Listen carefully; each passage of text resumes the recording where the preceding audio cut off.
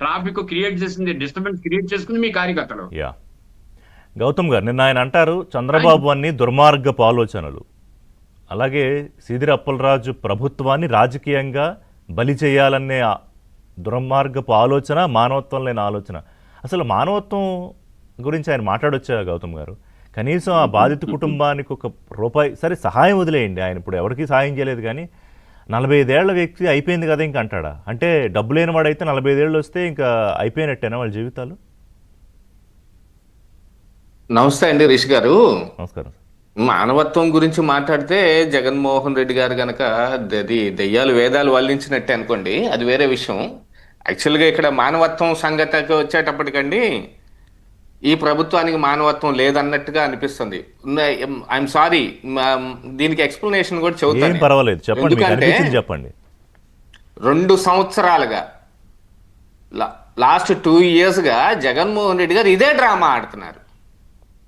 మిర్చి యార్డులో పరామర్శకి వెళ్ళి మిర్చి టిక్కీలు దొంగతనం చేసుకెళ్ళిన వాళ్ళు వేరే ఉంటే, ఈయన చేసిన పని ఏంటండి? ఇదే పొసెషను. అలాగనే పొగాకు రైతులు, మామిడి రైతులు, పిన్నెల రామకృష్ణారెడ్డి, లేకపోతే మిగతా జైల్లో లోపల కూర్చున్న వాళ్ళు, లేదు నోటికొచ్చిన బూతులు మాట్లాడి పెద్ద మనుషులనే విషయం కూడా చూడకుండా వాళ్ళని పరామర్శించడానికి ఇలా వెళ్తూ అనేక రకాలుగా ఇది దఫాలుగా జరుగుతూనే ఉంది. ప్రతిసారి పోలీసులు మీరు 8 వాహనాలకు మించి వాడొద్దు, 10 వాహనాల కంటే ఎక్కువ తీసుకొని రావద్దు, 500, 1000 కంటే ఎక్కువ జనాలను పోగేయొద్దు అని పదే పదే పదే పదే వల్లే వేస్తా ఉన్నా కూడా ఇది రిపీటెడ్గా జరుగుతుంది అని అంటే ఈ ప్రజల మీద మరి ప్రభుత్వానికి ఏం బాధ్యత ఉందని, మానవత్వం ఉందనుకోవాలండి ఇక్కడ. ఓకే, మీరు ఇందాక ఓపెనింగ్ రిమార్క్స్ లో కూడా చెప్పారు, ఆయన చంద్రయ్య కాదు సింగయ్య. ఆ సింగయ్య మృతి 2 రోజుల పాటు బాహ్య ప్రపంచానికి తెలియదు. కానీ ఆ ఇన్సిడెంట్ జరిగినప్పుడు ఒక కుక్క పిల్లని తీసి రోడ్డు పక్కన పాడేసినట్టు సింగయ్యని కాళ్ళు చేతులు పట్టుకుని, ఏది జగన్మోహన్ రెడ్డి గారు ప్రయాణిస్తున్న ఆ కారు కింద పడితే ఆయన్ని పక్కన పడేసి వాళ్ళు ముందుకు వెళ్ళిపోయారు. ఎందుకు? అక్కడ ఆ పొసెషన్ ఆగిపోతుంది అనే ఒక భయంతో. కానీ ఆ రోజున తలసరి రఘురామ్ ఏం చేశాడు? పోలీసులకు ఇన్ఫర్మేషన్ ఇచ్చాడు వేరే ఏదో ఒక యాక్సిడెంట్ జరిగినట్టుగా. ఈ వీడియో ఒకటి బయటపడి ఆ సింగయ్య జగన్మోహన్ రెడ్డి ప్రయాణిస్తున్న కారు కిందే పడ్డాడని తెలిసిన తర్వాత కూడా మనం ఏం చెయ్యం, మనం ఇదే రకంగానే ఉంటాం. పర్మిషన్స్ ఇవ్వటం ఆపేయండి సార్. ఇదిగో మీరు వస్తే అవాంఛనీయ సంఘటనలు జరుగుతున్నాయి. మీరు ఏ ఒక్క రోజు ఈ 2 సంవత్సరాల్లో మీరు పెట్టిన ఏ పర్మిషన్లోనూ మీరు నిబంధనలు పాటించలేదు కనుక మీకు పర్మిషన్ ఇవ్వం కరాకండి ఎందుకు చెప్పరండి?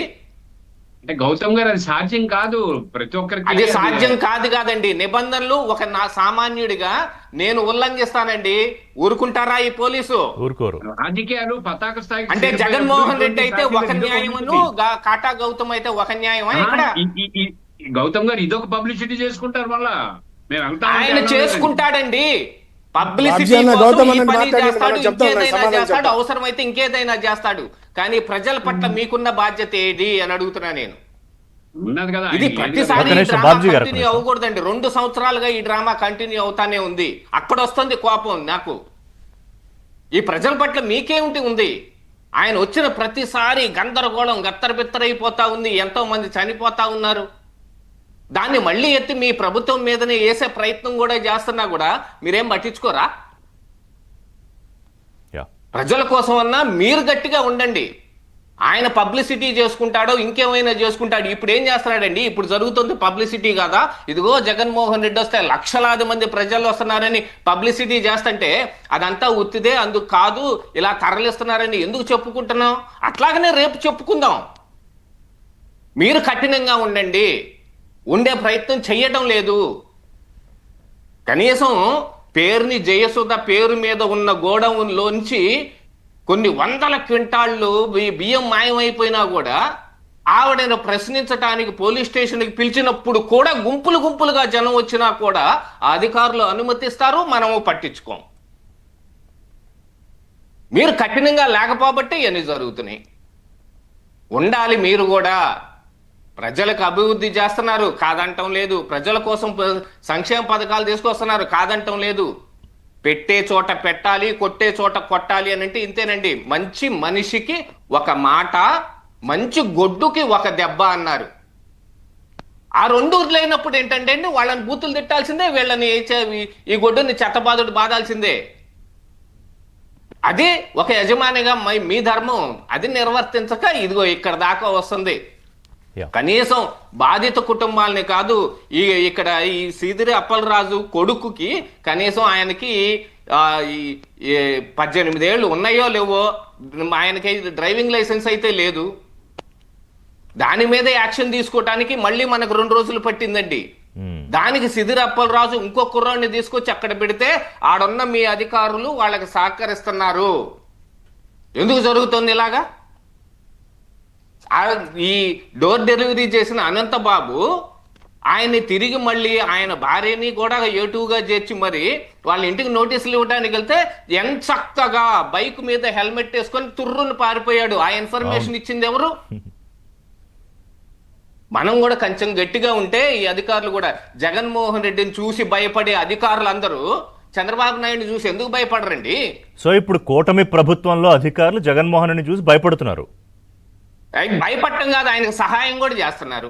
భయపడుతున్నారు, సహాయం చేస్తున్నారు. ఓకే, సీదిరి అప్పలరాజు ఇంత పని చేయగలిగాడంటే పోలీస్ సహాయం చేయకుండా జరగలేదు. అందుకనే కదా మరి ఆయన విఆర్కి పంపించారో సస్పెండ్ చేశారో, సబ్జెక్టు కరెక్షన్ అది ఒకసారి చూసుకోవాలి.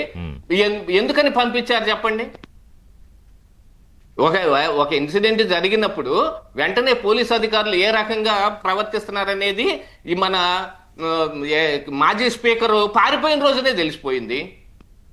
ఆయన మీద పూర్తి విచారణ అంతా అయిపోయింది. వీళ్ళ మీద A1, A2, A6 గా కేసులు కట్టారు అనగానే ఎట్లా జంప్ అయిపోతారండి? అందరు పారిపోతారేంటి? జగన్మోహన్ రెడ్డి సీఎం గా ఉన్న సమయంలో కనీసం మేము కూడా పారిపోలేకపోయాంగా.